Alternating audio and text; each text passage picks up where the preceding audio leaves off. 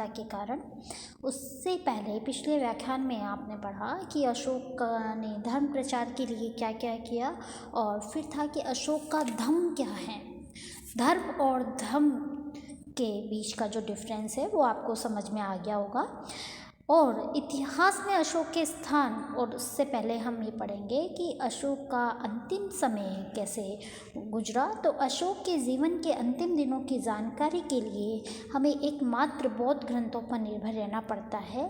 दिव्य दान में जो विवरण प्राप्त होता है उससे पता चलता है कि अशोक का शासनकाल जितना ही गौरवशाली था, उसका अंत उतना ही दुखद रहा। ज्ञात होता है कि अशोक राजकीय कोष से बहुत अधिक धन बौद्ध संघ को देने लगा, जिसका उसके आमात्यों ने विरोध किया। एक बार जब वह विहार को कोई बड़ा उपहार देने वाला था तो उसके आमात्यों ने राजकुमार संप्रति को उसके विरुद्ध भड़काया। संप्रति ने भंडागरिक को सम्राट की आज्ञा अनुसार कोई भी धनराशि संघ को न देने का आदेश दिया। सम्राट के निर्वाह के लिए दी जाने वाली धनराशि में भी भारी कटौती कर दी गई। अत्यंत दुर्भाग्यवश परिस्थितियों में अशोक का अंत हुआ। दिव्यदान के इस कथा की पुष्टि थोड़े बहुत संशोधन के साथ तिब्बती लेखक तारानाथ तथा चीनी यात्री हेनसांग ने भी की है। पुराणों के अनुसार अशोक ने कुल 37 वर्षों तक शासन किया। उसकी मृत्यु लगभग 236 ईसा पूर्व में हुई। तो यहाँ पर हम देखते हैं कि जो जितना महान शासक, जिसे विश्व का सर्वोत्तम सम्राट भी कहा गया है, उसका जो जीवन के अंतिम दिन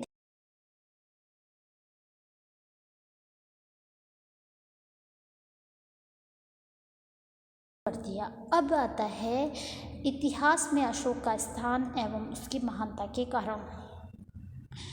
अशोक एक महान सम्राट था। उसका शासनकाल राष्ट्रों के इतिहास में असामान्य और देदीप्यमान युग था। इस युग में प्रजा को यदि सुख का पूर्ण लाभ नहीं हो तो कम से कम उसकी अनुभूति अवश्य हुई थी। अशोक की महानता इसमें भी थी कि आरंभ से उसने स्पष्ट रूप से जान लिया कि मानव जीवन का मूल्य क्या है।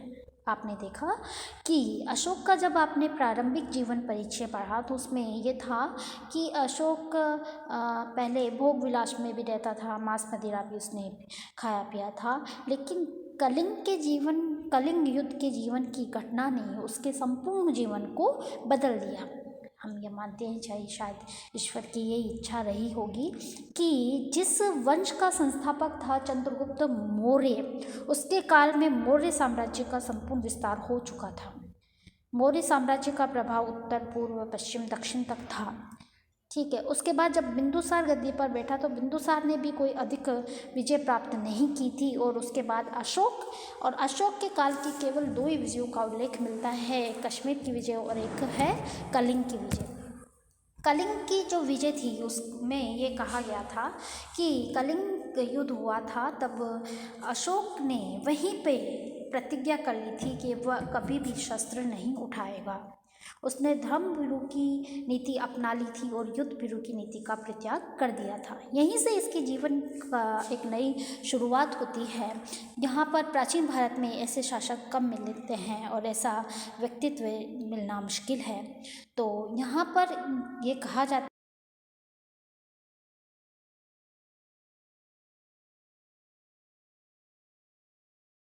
अशोक आजीवन इस हेतु कठिन परिश्रम करता रहा कि लोगों को जीवन के नैतिक संदेश दे सके। वास्तव में उसकी महानता का रहस्य डॉक्टर रोमिला थापर के शब्दों में यह है कि उसने अपने युग को पहचाना और भारतीय भूमिका में इसकी आवश्यकता को समझा। यही कारण है कि H.G. वेल्स ने ईसा, बुद्ध, अरिस्टोटल, बेकन और लिंकन के साथ अशोक को इतिहास के 6 प्रमुख व्यक्तियों में से एक माना है। बच्चों, आप नोट करेंगे कि किसने किसको माना है। तो यही कारण है कि H.G. वेल्स ने ईसा, बुद्ध, अरिस्टोटल, बेकन और लिंकन के साथ, ये सभी उदारपूर्ण शासक थे, तो इतिहास के 6 प्रमुख व्यक्तियों में उसका नाम माना है। विश्व इतिहास में सिकंदर, सीजर, समुद्रगुप्त और नेपोलियन जैसे विजेताओं को वह स्थान प्राप्त नहीं हुआ जो अशोक को हुआ। मैंने जो नाम लिया है, सिकंदर, सीजर, समुद्रगुप्त और नेपोलियन, ये महान विजेता थे। इन्होंने महत्वपूर्ण विजय प्राप्त करी, दुर्लभ से दुर्लभ विजय इनको मिली, लेकिन इनको इतिहास में वो स्थान नहीं मिल पाया जो स्थान किसको मिला है, अशोक को। भारतीय इतिहास में महान साम्राज्य चंद्रगुप्त मौर्य, समुद्रगुप्त, चंद्रगुप्त, विक्रमादित्य आदि इतने प्रभावशाली नहीं कहा जा सकते जितना कि अशोक। किंतु कुछ विद्वानों ने अशोक की तुलना मार्क्स, आरेलियस, एल्फ्रेड, सॉलमन, उमर, खलीफा और अकबर से करने का प्रयत्न किया है। पर डॉक्टर आर.एस. त्रिपाठी के शब्दों में अशोक निस्संदेह प्राचीन जगत के महान व्यक्तियों में से है। इतिहास के महान व्यक्ति मार्क्स, आरेलियस व अन्य के साथ उसकी तुलना की गई है। ये तुलना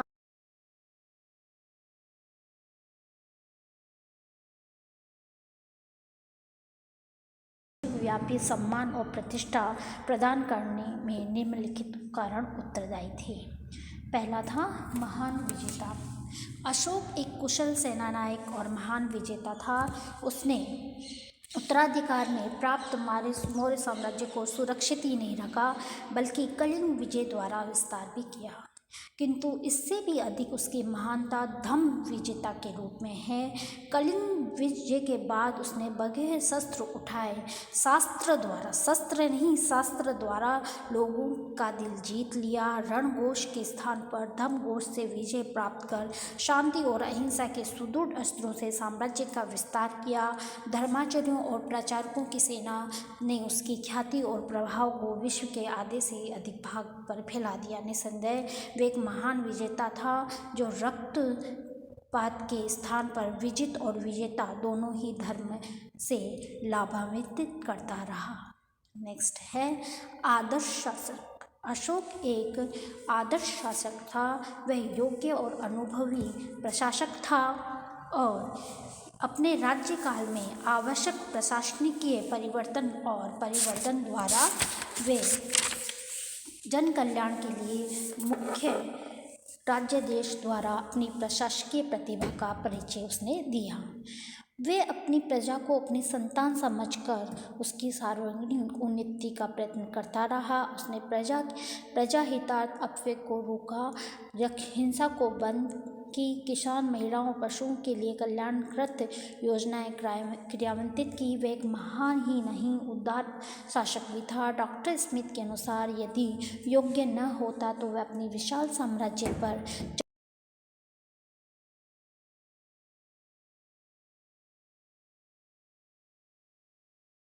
लोग 2000 वर्षों के पश्चात भी नहीं भूले। फिर आता है राष्ट्र निर्माता। चंद्रगुप्त मौर्य द्वारा भारत को एक राजनीतिक सूत्र में बांधने के प्रयत्न को अशोक द्वारा पूर्ण किया गया। अशोक के धर्म प्रचार के प्रयत्नों के परिणाम फलस्वरूप एक प्रांत से दूसरे प्रांत में संप्रेषण दूर हो गया। रोमिला थापर ने लिखा है कि कुशल राजनीतिक उद्देश्यों से ही अशोक ने एक नए धर्म की कल्पना की और इसका प्रचार किया। उसके कुशल अधिकारी तंत्र, अच्छी संचार व्यवस्था और शक्तिशाली सेना के द्वारा भारत में राजनीतिक एकता स्थापित करने का प्रयास किया। नेक्स्ट है धर्म से शून्य। अशोक अहिंसा प्रधान शांतिवादी बौद्ध धर्म का अनुयायी था। उसने धर्म प्रचार में तन मन धन लगा दिया, किंतु अन्य धर्मों के प्रति वह सहिष्णु था। उसके प्रशासन के द्वारा सभी धर्म और संप्रदायों के लिए खुले थे। वह ब्राह्मणों और श्रमणों के समान रूप से आदर करता था, उन्हें उदारतापूर्वक दान भी दिया करता था। उसने धर्म सहिष्णुता की नीति का पालन करते हुए सभी संप्रदाय के लोगों में समन्वय स्थापित किया। वह विश्व शांति का दूत था। अशोक की महानता का एक कारण यह भी है कि उसने हमें अंतर्राष्ट्रीयवाद और विश्व बंधुत्व का पाठ पढ़ाया। उसने कलिंग विजय के पश्चात युद्ध करने के कारण न करने का निर्णय किया, जिसे मृत्यु पर्यंत निभाया और शेष मानव जाति के कल्याण में समर्पित कर दिया। यद्यपि अशोक के साम्राज्य की सीमा कुछ स्वतंत्र राज्य थे, उन्हें वे क्षणिक शक्ति के बल पर अधिकृत कर सकता था, परंतु अशोक ने जियो और जीने दो की नीति का प्रतिपादन करते हुए उन्हें अभेदान दिया। वे समस्त विश्व को एक कुटुंब की तरह समझकर संपूर्ण विश्व की मानव जाति के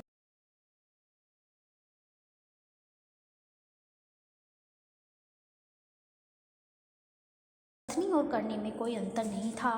उसने जो भी मार्ग दिखलाया या करने को कहा, स्वयं भी उसने जीवन में अंगीकार किया। अशोक ने राजसी ठाट-बाट और ऐश्वर्यपूर्ण जीवन की जगह सरल, पवित्र, संयमित और अनुशासित जीवन व्यतीत कर जनता के सम्मुख आदर्श प्रस्तुत किया।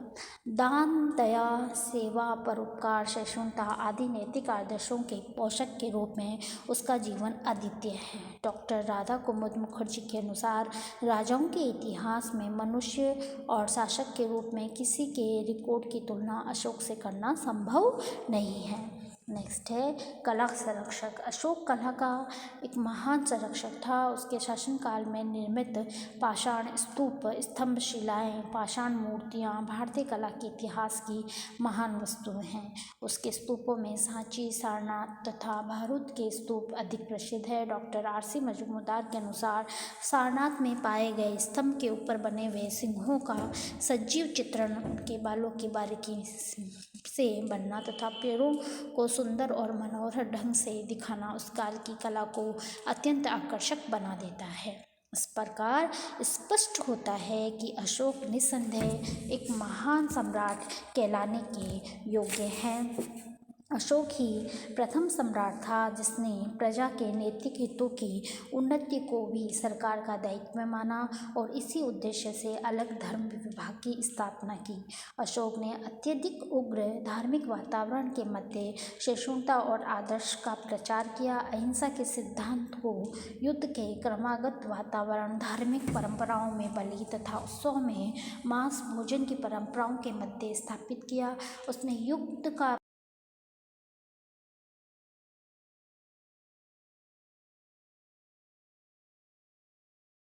समस्त साधन उसने मनुष्य मात्र के दुख मोचन के लिए लगा दिए। डॉक्टर हेमचंद्र राय चौधरी ने अशोक की प्रशंसा करते हुए लिखा है, वे चंद्रगुप्त के समान प्रबल, समुद्रगुप्त के समान प्रतिभा संपन्न और अकबर के समान निष्पक्ष था। अपने प्रयासों में वे अथक तथा उत्साह में सुदृढ़ था। अशोक भारतीय इतिहास के सर्वाधिक रोचक व्यक्तियों में से एक है। ऐसे महान शासक की मृत्यु 236 ईसा पूर्व हो गई। तो बच्चों, यहाँ पर आपने देखा, आपने पढ़ा कि अशोक एक महान सम्राट था। इसके पक्ष में कुछ तर्क यहाँ पे दिए गए। मैं आपको इसके जो चैप्टर इसके अंत है उसमें मैं आपको सर्किल के माध्यम से समझा दूंगी एक व्याख्यान में कि आपको किस तरीके से ये प्रश्न कई बार 20 नंबर के उसमें आता है कि क्या अशोक एक महान शासक था, इसके पक्ष में तर्क दीजिए। और कई बार क्वेश्चन आ जाता है, क्या आप इस तर्क से सहमत हैं कि अशोक एक महान शासक था, इसके पक्ष और विपक्ष वहाँ पे दोनों आपको लिखना है। कुछ इतिहासकार ये मानते हैं कि अशोक यद्यपि महान शासक था, लेकिन एक प्रशासक, एक शासक के रूप में उसकी उदारतापूर्ण नीति ने उसे महान शासक कहलाना उचित नहीं समझता, क्योंकि उसने अपने साम्राज्य का कोई विस्तार नहीं किया, उसने कोई युद्ध विजय प्राप्त नहीं की। इसलिए हम ये नहीं कह सकते कि वो महान शासक था, लेकिन फिर भी उसके यहाँ हम ये मानते हैं, क्योंकि मैंने आपको यहाँ पे बहुत सारे तर्क दिए हैं कि वो किस प्रकार विश्व शांति का दूत था। उसने अपने व्यवहारिक जो जीवन, वो कहता ही नहीं था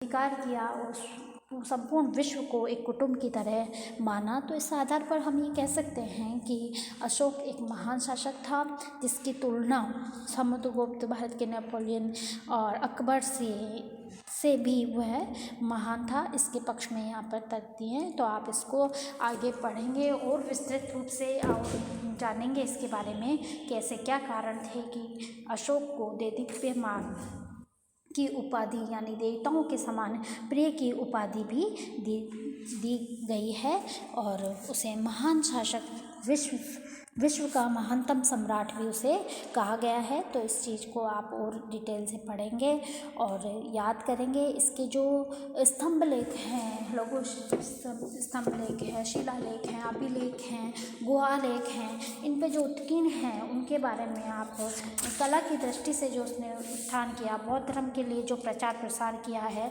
उसका आप एक अलग से नोट बनाएंगे।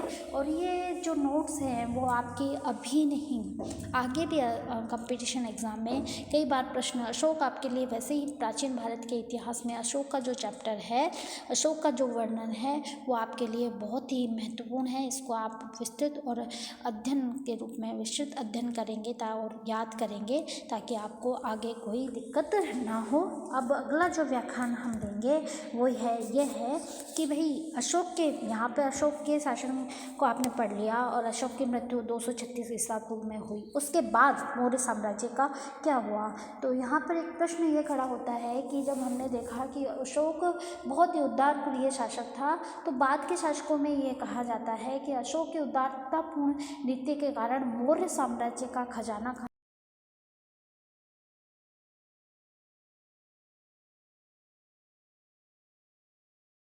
नहीं कर पाए क्योंकि उनके पास खजाना खाली था। तो इसके बाद हम जो अगला जो व्याख्यान होगा वो यही होगा कि अशोक के उत्तराधिकारी कौन थे और किस प्रकार उन्होंने शासन किया। धन्यवाद।